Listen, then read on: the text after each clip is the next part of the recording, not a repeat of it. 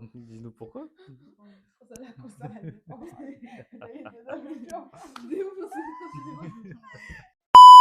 Bonjour à tous et à toutes, on espère que vous allez bien. On se retrouve pour notre premier podcast à 4. On n'a pas encore trouvé de nom de podcast, donc si vous avez des idées de nom de podcast, mettez-nous-les en commentaire. On prendra avec plaisir les idées. Du coup, je laisse notre journaliste nous dire les thèmes de ce premier podcast. Exactement. Alors du coup, le thème du podcast, c'est l'influence des réseaux en général. Donc la première question que j'ai à vous poser, c'est pour vous, quel impact a eu les réseaux sur les jeunes? Si quelqu'un veut commencer, vas-y. Pour moi, donc si je devais répondre à cette question de l'impact des réseaux sur les jeunes, elle prend beaucoup plus de place ces dernières années, non seulement avec l'addiction de certains réseaux qui sont créés pour être de plus en plus addictifs, et aussi les thèmes qui sont abordés sur les réseaux sociaux, que ce soit l'amour, les études, que ce soit aussi le développement personnel. Enfin, c'est comme si les réseaux sociaux dictait une sorte de référence de vie parfaite avec oui, tu dois dormir à telle heure, tu dois mener ta vie d'une certaine manière, et du coup ça impose aux jeunes d'être dans un certain cadre qui n'est pas forcément adéquat pour eux à leur âge, à notre âge, parce que bon, on se compte dedans. Donc les réseaux sociaux sont devenus vraiment une référence pour notre génération, de par les thèmes qui sont abordés, de par les personnes aussi influentes qui sont sur ces réseaux-là, parce qu'on les admire, on les envie parfois, et c'est... Voilà. Moi, je pense que vraiment, de nos jours, c'est vraiment quelque chose de central. Enfin, je sais que moi, par exemple, si je viens de chercher un truc, bah, c'est bien. Enfin, sur les réseaux, t'as l'impression de tout avoir, en fait. Et en plus de tout avoir, t'as genre des avis des vrais gens. Genre, c'est pas, tu cherches un truc sur Google et puis c'est assez large. Genre là, t'as des gens qui ont expérimenté, genre, ce que tu cherches. Donc, je trouve que c'est quand même maintenant la base. Et pour rejoindre ce que Marcina disait, je suis vraiment d'accord dans le sens où, par rapport au fait que ça, comme dicte la vie qu'on est censé avoir. Et inconsciemment, ça peut vraiment nous conformer et nous dire, ah ben, de toute façon, tout le monde pense comme ça. Parce qu'après, tu vois les commentaires et tout le monde est en mode d'accord, d'accord, ouais, nan, de ouf, nan, nan. Et au final, c'est peut-être parce que toi, tu pensais, mais tu te dis, ah ben, en fait, c'est ça la normale vu que tout le monde pense comme ça, genre. Donc, faire attention sur ça. Et un jeune qui maintenant aujourd'hui n'a pas les réseaux, c'est rare. Donc je pense que ça a quand même vraiment un vrai impact dans le sens où ça fait partie. Et je pense qu'on est même, nous, en tant que jeunes, catégorisés comme ceux qui sont sur les réseaux et qui savent utiliser les réseaux. Merci. Bonjour à tous. À la base, les réseaux sociaux, moi je trouve que c'est pas mauvais, genre dans le sens où ça nous permet de communiquer plus facilement avec nos amis, la famille, tout ça. Maintenant, il y a un danger parce que vu que les réseaux sociaux ont pris une place importante dans notre vie aujourd'hui, je dirais, et ben il y a beaucoup de personnes qui pensent que les réseaux sociaux, bah, c'est la vraie vie, mais c'est dangereux parce que il y a beaucoup de choses qu'on montre pas sur les réseaux sociaux. Par exemple, les créateurs de contenu, ils postent des choses, tout ça.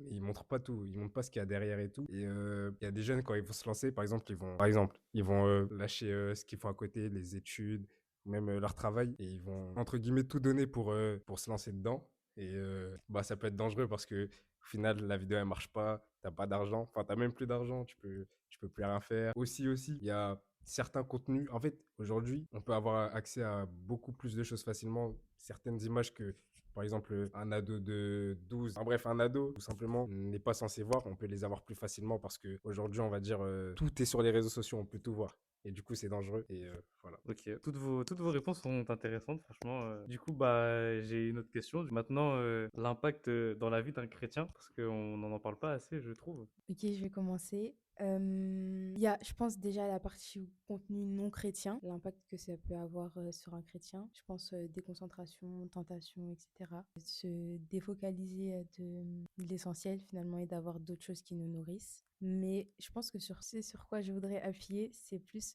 peut-être le contenu chrétien. Je trouve vraiment, il y a vraiment des créateurs de contenu chrétien qui sont vraiment hyper pertinents, hyper encourageants et tout. Genre vraiment hyper édifiants. Maintenant, il y a un peu ce truc où tout le monde veut parler de Dieu sur les réseaux. Et je trouve que ça peut être très dangereux parce que il y a encore plus, je trouve, ce phénomène de faux enseignements. Tout le monde dit ce qu'il a envie de dire. Et moi, je pense à des jeunes chrétiens qui viennent de se convertir et qui vont entendre genre tout et n'importe quoi, désolé, parce que c'est pas tout qui finalement est biblique, même des choses qu'on peut penser. Et en fait, c'est tellement, ça peut être tellement, les gens, ils parlent des fois avec tellement de conviction que toi, t'es là en mode, oh my god, et tout, vraiment, là, j'ai pas d'exemple, Mais par exemple, là, purée, ce que je fais, c'est vraiment pas bien et tout, nan, nan. Alors que des fois, vraiment, c'est pas biblique en fait. Genre, c'est remettons les choses dans leur contexte et avec l'équilibre et allez lire votre Bible en fait, parce que tout est dans la Bible. Donc c'est vraiment plus ce côté-là de tout et n'importe quoi comme enseignement sur les réseaux qui peuvent être vraiment lâchés comme ça en plein milieu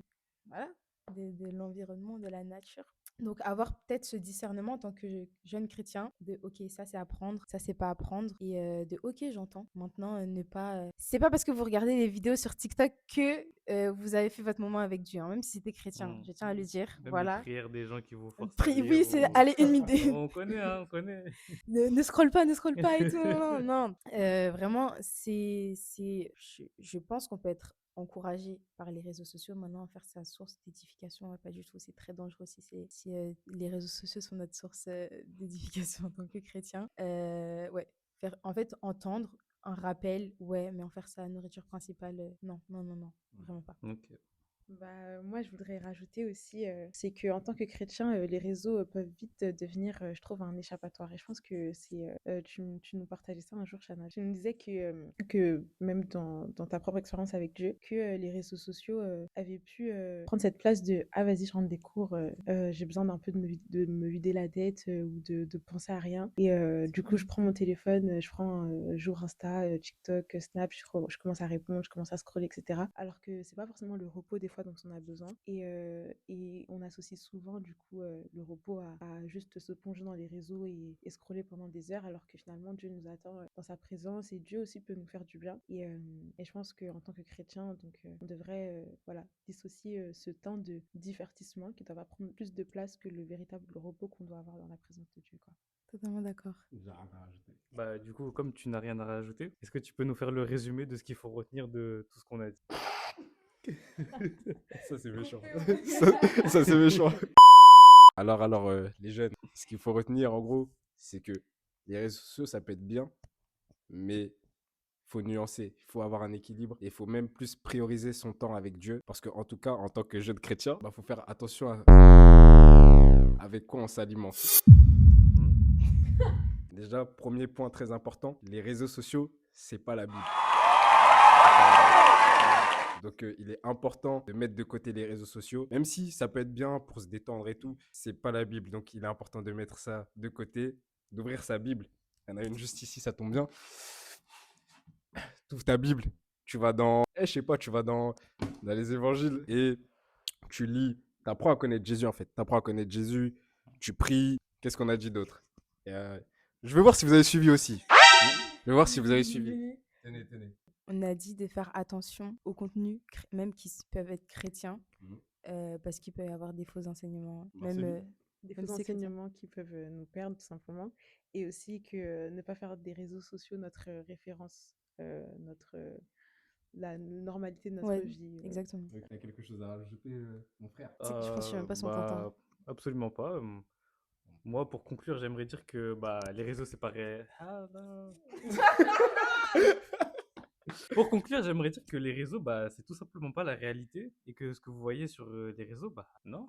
J'aimerais rajouter un truc qui pourra être coupé au montage, même si une certaine application s'appelle Be Real. C'est quand même un réseau social. Yes. En fait, je vois pas pourquoi on parle de Biril ici. Je vois pas pourquoi on parle de Biril. Biril n'a rien demandé. Non, C'est non, comme... non, Attends, il n'a rien demandé.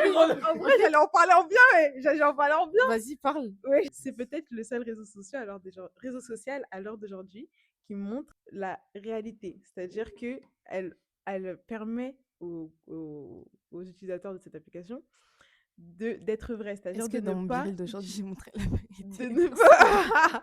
C'est vrai que encore une fois, les gens, même sur cette application, Mais oui, forcément, peuvent tu peux choisir ce qu'elles veulent montrer. totalement.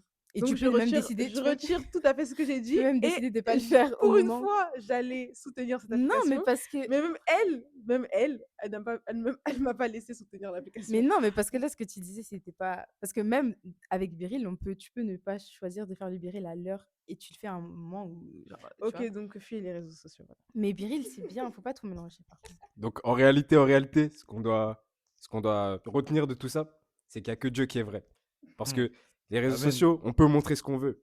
Mais Dieu, lui, s'il veut te révéler quelque chose, il va te le révéler. Et ce qu'il te révèle, c'est la vérité. Amen. Amen. Et je Amen. pense que c'est une bonne fin de vidéo. Donc voilà, Ça, c'était la première, un peu c'était notre premier ghetto. podcast. Mais attendez, seulement on va On va upgrade au fait. Et vous continuer. êtes pas prêts, on va faire des dégâts. Et voilà, le jour où ce podcast sortira, bah, il sortira, écoutez. Hein. Et j'espère que vous aurez bien suivi et bien écouté, parce qu'après, on va poser des questions sur le prochain podcast. Mais Ah, j'avoue, bonne une idée. prochaine fois, une prochaine fois. Bonne idée, bonne idée. Voilà, voilà. N'oubliez pas de nous trouver un nom, s'il vous plaît.